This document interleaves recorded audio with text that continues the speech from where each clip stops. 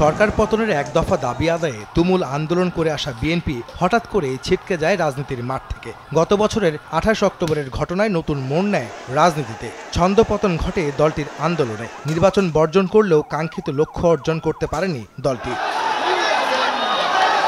এ নিয়ে দলের ভেতরেই নানা গুঞ্জন থাকলেও আন্দোলনের ব্যর্থতার জন্য মহানগর সহ বিএনপির অঙ্গ ও সহযোগী সংগঠনের নেতাদের ব্যর্থতাকেই দায়ী করেন অনেকেই।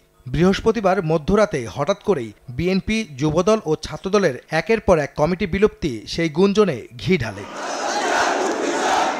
যদিও মেয়াদোত্তীর্ণের যুক্তিকেই কমিটি বিলুপ্তির ঢাল হিসেবে ব্যবহার করছেন বিএনপির শীর্ষ নেতারা। ঢাকা মহানগর উত্তর ও দক্ষিণ বিএনপি এরই মধ্যে মেয়াদোত্তীর্ণ হয়েছে প্রায় ২ বছর আগে, আর ১ মাসও হয়নি যুবদলের কেন্দ্র কমিটির মেয়াদ শেষ হয়েছে। তবে ছাত্রদলের পূর্ব, পশ্চিম, উত্তর, দক্ষিণ কমিটির মেয়াদ পূর্ণ হয়েছে বহু আগেই। ১০ ডিসেম্বরের পরে হাসিনার কথায় দেশ চলবে না।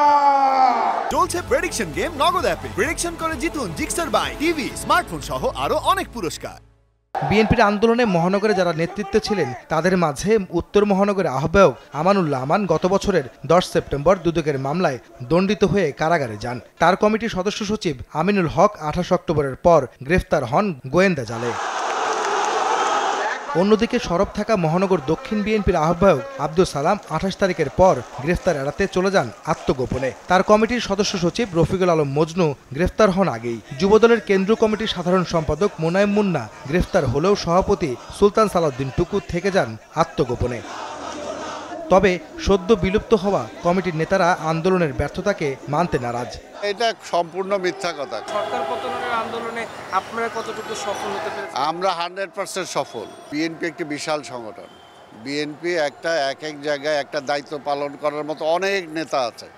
দেখা যায় বিএনপিতে এটা কোনো সমস্যা না।